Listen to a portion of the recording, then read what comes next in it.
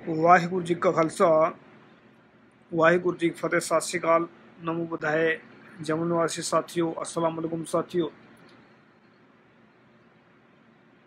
आज बड़ा गंभीर मसला है कि जो किसान आंदोलन चल रहा है। आप सभी जानते हैं कि भारत में तकरीबन 2 महीने हो गए तकरीबन किसान आंदोलन चल रहा है। तो मनवादी जो सरकार है, जिसको विदेशी मनवादी कहते हैं, ये क्या क्या कर सकते हैं आने वाले वक्त में और क्या क्या सीखने की ज़रूरत है। किसानों के खिलाफ कौन कौन सी कार्रवाई कर सकते हैं। ये किसान का दरअसल क्या है, किसान के आंदोलन के जो सरकार किसानों के खिलाफ नहीं, पूरे भारतवासियों के खिलाफ है। तो हमारा मानना ऐसा है, हो सकता है शायद हमारी थिंकिंग गलत भी हो सकती है, लेकिन इसमें हम कोशिश कर रहे हैं कि जो इनका जो इतिहास है या मिथिहास है, जो भी इनका जो है, जैसे महाभारत है या रामायण है, तो उससे 2-3 उदाहरण हमने आप सभी के सामने रखेंगे। क्योंकि मनुवादी जो है, मनुवादी क्या सीखते हैं उससे और आम इंसान क्या सीखते हैं उससे। जो मनुवादी जो ताकत आज है भारत में काबिज है, जिसको विदेशी मनुवादी कहते हैं, विदेशी लोगों ने भारत में कब्जा किया है, भारत के ऊपर कब्जा कर रखा है। आप सभी जानते हैं कि जो मनवादी का डीएनए ये साबित हो चुका है कि विदेशी लोग हैं और विदेशियों ने जो है भारत के ऊपर कब्जा किया है। तो देखने वाली बात ये है कि ये जो लोग हैं भारतवासियों के लिए, जिसको ST SC OBC कहते हैं, सिख हैं या मुस्लिम हैं, ईसाई है, जैन है, जो भी है, सबके सभी जो है किसान के आंदोलन में शामिल हो रहे हैं। लेकिन किसानों के प्रति इनकी क्या नीयत हो सकती है मनवादियों की, किसानों के प्रति इनके जो है, जो इनकी जो चाल चलन है वो कैसे हो सकते हैं, इनकी जो भावनाएं हैं वो भारतवासियों के कैसी है, तो उस पर थोड़ा विचार करेंगे। इसमें हमारे भाई साहब लिखते हैं, धारी वाहिगुरु जी का खालसा वाहिगुरू फतेह। भाई मैं नाम नहीं पढ़ पा रहा आपका, सॉरी आपका। तो हम बात कर रहे हैं इसमें कि जो किसानों के जो बारे में है, इनकी मनवादियों की अगर हिस्ट्री पढ़नी हो, हिस्ट्री को अगर देखना हो, तो महाभारत और रामायण से चाहे वो काल्पनिक ग्रंथ है या जैसे मर्जी है, लेकिन उनकी जो जो चीजें दिखा रखी है उन्होंने, उससे हमें सीख लेने की जरूरत है। जैसे कि आपने देखा होगा, हम दो दो उदाहरण दूंगा इसमें आपको, कि जैसे इसमें जो रामायण है, रामायण के बारे में आप सभी ने सुना होगा कि घर का भेदी लंका ढाए। तो हर एक इंसान ये सोचता है कि घर का जो इंसान जो घर का भेद अगर ना दे किसी को, तो घर का जो घर बर्बाद नहीं होता, ऐसा लोगों का मानना है। ऐसा बहुत से 99% ऐसे लोग सोचते हैं। लेकिन मनवादी क्या सोचते हैं इसके बारे में, तो इसके बारे में हम बताएंगे कि मनवादी उसके बारे में क्या सोचते हैं, मनवादी उससे क्या शिक्षा लेते हैं। मनवादी की सोच ये होती है कि बड़े बड़े जो दुश्मन होते हैं उनके, चाहे वो आज की डेट में किसान हैं या मूल निवासी हैं, तो उनके दुश्मन हैं मनवादियों के। तो उसको उसको मतलब उसमें गिराने के लिए तो क्या करते हैं कि उसमें जो जो दुश्मन है, दुश्मन के जो भाई को या बहन को या उसके परिवार को खरीद लेते हैं। तो खरीदने के बाद में उसको, जैसे विभीषण को राज का मतलब रावण को मार करके, मैं ये नहीं कह रहा, साबित नहीं कर रहा कि राज ये था पहले, लेकिन उससे क्या, जो जैसे रावण में दिखा रखा, रामायण में दिखा रखा, तो रावण को मार करके विभीषण को वहां का राज स्थापित किया। ऐसे ही करते हैं, ऐसे कर ये मतलब जो ब्राह्मण है उससे सीखते हैं मनवादी के, किसी बड़े ताकत को गिराने के लिए उसके घर में से किसी को पटा लेना या किसी के घर में जाकर उसके घर में से किसी को अपने हक में ले लेना, उसको कमजोर कर देना, उसको दुश्मन उसको अपने दुश्मन को मार देना। तो इससे ये शिक्षा ही लेते हैं। और आम आदमी से एक शिक्षा लेते हैं कि भाई क्या हुआ कि जो मतलब विभीषण के जो है उसमें मारे, मतलब घर का भेदी लंका ढाई, बस यहीं तक सीमित रहेगा आम आदमी लोग जो सोचते हैं। लेकिन दूसरी बात, हम और एक इसमें उदाहरण है महाभारत की। मतलब मनवादी अपने फायदे के लिए कुछ भी कर सकता है। मनवादी लोगों की नीति इतनी खराब है कि वो अपने दुश्मन को किसी भी हालत में बख्शते नहीं, चाहे वो जैसे मर्जी हो। जैसे कि आपने देखा होगा, महाभारत की 2 उदाहरण देना चाहेंगे आप सभी के सामने। जैसे आप देखते हैं कि इसमें शकुनी है, इसमें महाभारत में दिखाते हैं शकुनी को, शकुनी बोलते हैं उसको, दुर्योधन को, दुर्योधन भांजे दाया दिखाकर बाया मारना, इसको शतरंज की चाल कहते हैं। कि दाया दिखाकर बाया मारना, इसको शतरंज की चाल कहते हैं। ये कहते हैं दुर्योधन को शकुनी। तो मतलब मनुवादी का खेल क्या होता है कि दिखाते कुछ और हैं, होता कुछ और है, करते कुछ और हैं, बोलते कुछ और हैं। जैसे कि मोदी ने बोला था कि 15-15 लाख आ जाएंगे। अब 15-15 लाख तो आए नहीं है, लेकिन 15-15 लाख का चूना जरूर लगा दिया सब लोगों को। 15 ज्यादा का लग गया, शायद इनका लॉकडाउन में लग गया चूना, या वो सारा चूना लग गया। तो मतलब बोला कुछ और है, हुआ कुछ और है। तो मनुवादी का मतलब है कि दिखा मतलब शतरंज की जो है 70 चालें हैं। तो चाल खेलते हैं कि मुंह में राम बगल में छुरी, और बात करते हैं सब अधूरी। तो ऐसा की खेल खेलते हैं। लेकिन किसानों के साथ में क्या खेल खेलने वाले हैं उसके बारे में बता रहा हूँ कि किसानों के साथ में क्या खेल खेल सकते हैं। तो एक किसान का आंदोलन नहीं, ये भारतवासियों का आंदोलन है। भारत के जो मूल निवासी हैं, ST SC OBC के लोग जो भी हैं, वो समझे इस बात को कि महाभारत से जो है, अभी क्या देखा महाभारत में, आप सभी ने देखा होगा महाभारत में, जिस वक्त उसके युधिष्ठिर की बात करते हैं महाभारत में, कि धर्मराज युधिष्ठिर कभी झूठ नहीं बोलते, ऐसा वो मानते हैं। उन्होंने खुद ने लिखा है, हिस्ट्री हमने नहीं लिखी। वो कहते हैं कि युधिष्ठिर कभी झूठ नहीं बोलता। लेकिन झूठ जो है उस पे जिस वक्त अश्वत्थामा या द्रोणाचार्य का जो लड़का जो अश्वत्थामा था, उसको बताते हैं कि वो द्रोणाचार्य को मारने के लिए अश्वत्थामा को सामने उसको मृतक घोषित करना जरूरी था।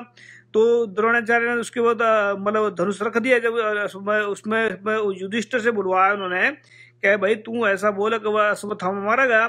तो अश्वत्थामा मारने के बाद में जब वो कहना भाई मैं तो कैसे बोल सकता इसको, तो हाथी मारा गया था। तो उसने बोला कि भाई अश्वत्थामा मारा गया। तो उनको आराम से बोल देना कि हाथी मारेगा। तो इसका ये कहानी सुनाने का मतलब मेरा ये है कि ये झूठ जो है बड़े बड़े लोगों से, जिसको आप विश्वास करते हैं, जिसके ऊपर दिल से विश्वास करते हैं, उससे भी झूठ बुलवा देते हैं। इसका मतलब ये है कि मोदी को दुनिया ये जानती कि प्रधानमंत्री है, मोदी को दुनिया ये जानती कि प्रधानमंत्री सच बोलते हैं, झूठ कभी बोल ही नहीं सकते। तो ऐसे मनवादी खेल खेलते हैं कि दूसरों जो है, मोदी से भी प्रधानमंत्री कुर्सी पर बैठाकर उसको झूठ बुलवा दिया, ये एक खेल खेलते हैं। दूसरा, अगर ये भाई सोच रहे हैं किसान भारत के, कि ये सोच रहे हैं कि भाई ये सिर्फ समझौता हो जाएगा, जिस बात पर मनवादी अड़ जाते हैं, चाहे उनका नुकसान नहीं, जो मर्जी हो जाए, वो कभी पीछे नहीं हटते हैं। अगर हाँ जब दिखेगा उनको हार, तो पैर पकड़ लेते हैं या फिर गला पकड़ते हैं। इनका मतलब ये है कि अगर पैर पकड़ते हैं या गला पकड़ते हैं।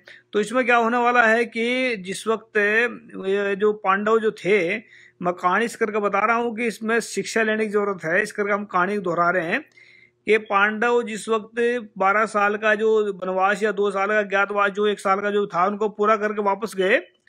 तो उनमें जब सलाह की गई, तो उसने दुर्योधन को बोला भी आप इनको 5 गांव रहने के लिए दे दीजिए। तो उसने क्या बोला था कि मैं एक सुई की नोक की जितनी जगह भी नहीं दूंगा। क्या बोला? मैं एक सुई के नोक की जितनी जगह भी नहीं दूंगा, ये दुर्योधन ने बोला। तो इसका मतलब क्या है कि मनुवादियों की जो नीयत है वो इतनी माड़ी है कि अपने दुश्मन को समझने, जिसको अपना दुश्मन समझते हैं, उसको सुई की नोक की जितनी जगह भी नहीं देंगे। अब ये तो खेती मांग रहे हैं किसान, किसान जो खेती मांग रहे हैं, ये तो अपनी खेती अब वापस मांग रहे हैं। लेकिन याद रखिए, मनवादी जब तक ताकत है ना मनवादी के हाथ में, तब तक ये चाहे इनको जितना मर्जी नुकसान करना पड़ जाए भारतवासियों का, ये करेंगे। चाहे इसमें खुद ही मिटना पड़ जाए इनको, ये करेंगे। जब ये कमजोर पड़ जाएंगे फिर पैर पकड़ लेंगे। जैसे कि इनके जैसे आपने देखा होगा कि मुगलों के दरबार में ये अपना खाने पीने का काम भी करते थे, और मंत्री बने हुए थे, पैर भी पकड़ते थे, सब काम करते थे। ऐसा करते हैं जब कमजोर पड़ता है। लेकिन कमजोर पड़ने के बाद फिर क्या करते हैं, फिर उसको मतलब हटाने के लिए कुछ न कुछ ऐसे षड्यंत्र करते हैं। तो मेरा इतनी कहानियां बताने का मतलब सिर्फ एक ही है कि किसानों को सबसे ज्यादा यहाँ पर अपने राजपाट, जो हमारा जो राजपाट 5000 साल से उन्होंने खुद खो लिया है, उसको वापस स्थापित करने के लिए, मनुवाद को यहाँ से भगाने के लिए, या मतलब भारत से कमजोर करने के लिए, ये हमें राजपाट की तरफ अपना बढ़ना पड़ेगा। और हम ये गारंटी के साथ कह सकते हैं कि जितना भारत को मनुवादियों ने कमजोर कर दिया है, हम विद इन 10 साल के अंदर अंदर इसको, भारत को सोने का बाज बनाएंगे। ऐसा हमारा सपने भी हैं, उसको पूरा करके भी दिखाएंगे। 10 साल के अंदर अंदर भारत को इतना मजबूत कर देंगे हम इसको कि भारत के जो बाहर के जो लोग हैं वहां पर जैसे बाहर लोग दिहाड़ी मजदूरी करने जाते हैं, जैसे मतलब बाहर लोग भारत के काम करने जाते हैं, ऐसे लोग बाहर के भारत में आएंगे, ऐसा मजबूत कर देंगे। लेकिन याद रहे जब करेंगे जब भारत किसानों के हाथ में होगा, जब भारत भारतवासियों के हाथ में होगा, जब भारत की ताकत भारत के जो लोग हैं मूल निवासी जिनको कहते हैं SC OBC के लोग या सिख मूल जो मुस्लिम है, ईसाई हैं, जैन हैं, जब इनके हाथ में होगा तभी कर पाएंगे। जब तक मनवादियों के हाथ में रहेगा तब तक तो गोबर भी खिलाएंगे। 5 कौवे का जो बना रखा है उन्होंने, क्या नाम, रामदेव जो काने जी जो 1.5 आंख वाला कहते हैं इसको लोग, उसने जब 5 कौवे को बना रखा तो उसको खिलाता है लोगों को।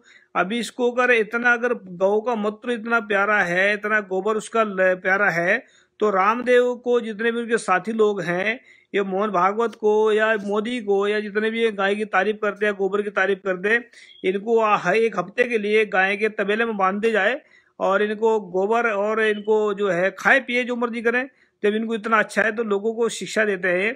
तो मैं लास्ट में कहना चाहता हूँ इसमें कि भारतवासियों को अगर भारत में रहना चाहिए, अगर ये चाहते हैं सुख शांति, तो भारत के जो मनुवादियों के हाथ से पावर छीननी पड़ेगी। और ये जब तक पावर नहीं हाथ में होगी तो कोई शांति नहीं होने वाली। और 26 जनवरी की मैं बात कर रहे हैं, 26 जनवरी में परेड हो रही है, याद रखिए इस बात को। 26 जनवरी को इस बार दिलचस्प परेड होगी। और हम बचपन में कहानी सुना करते थे, वो कहानी सुना देता हूँ कि जैसे कि जो चंद्र बोस जो थे, क्या नाम उसका, बोस, चंद्र बोस जो थे, क्रांतिकारी चंद्र बोस, उसकी बात सुनते हैं हम कि उन्होंने एक कहानी, हम उनकी कहानी सुनते थे कि जिस वक्त ये देश आज़ाद हुआ कि अंग्रेजों के जो पास फौज थी वो भी भारतवासियों की थी और जो दूसरे लड़ रहे थे वो भी भारतवासी थे। तो जब चंद्रशेखर ने ऐसा बोला कि भाई आप उनसे, उसके बीच में खड़ा हो गया जाकर, उसने कहा भाई आप लोग कौन हैं, कहने भारतवासी। दूसरों को बोला उनको आप लोग कौन हो, भारतवासी। नो फिर आपस में क्यों लड़ रहे हो, जो विदेशी लोग हैं बंदूक उनकी तरफ घुमाए, बंदूक के जो विदेशी वो राज कर रहे थे उनकी तरफ घुमाए। तो ऐसे ही जो है अभी जो 26 जनवरी में होने वाला है, एक तरफ किसान होंगे जो भारत के मूल निवासी हैं, एक तरफ भारत के जो फौजी हैं, जो फौज है वो भारत के मूल निवासी हैं। तो भारत के मूल निवासी आपस में, एक तरफ ट्रैक्टर चलेगा दूसरी तरफ टैंक चलेगा, तो टैंक और ट्रैक्टर मिलकर के अगर मनुवादियों की तरफ घुमा देंगे तो फिर देश आज़ाद हो जाएगा। तो ये उम्मीद कर सकता हूँ कि फौजी और जो है किसान मिलकर के इसको, देश को मनुवादियों से आज़ाद कराएंगे और बहुत जल्दी बेगमपुरा राज, खालसा राज और जो सच्चाई का राज जिसको कहते हैं, जो महाराजा रणजीत सिंह का राज, इसमें 40 साल उन्होंने राज किया था, ऐसा राज पैदा करेंगे ताकि हजारों सालों तक यहाँ मनुवादी को पैर न फड़फड़ा सके, जो है ऐसा राज पैदा करने यहाँ पर। तो याद रखिए इस बात को कि 26 जनवरी को ये पुलिस वाले और मिलिट्री वाले और ये जो है किसान, इस बात का ध्यान रखें, देश आपका अपना है, अपने देश में अपने देश को बचाएं, मनुवादियों से बचाएं। मनुवादियों ने जितना नुकसान किया देश का, इतना गोरों ने और अंग्रेजों ने और उसके नाम मुगलों ने भी नहीं किया है। तो मैं उम्मीद करता हूँ आप सभी से, किसानों से खास करके और नौजवानों से और आम इंसानों से, कि अपने देश के लिए अपने आप को, अपने इसको समर्पण करेंगे और इसको, देश को इस मनुवादियों के हाथ से छुड़ा करके एक नया देश भारत को सोने का बाज बनाएंगे सभी मिलकर।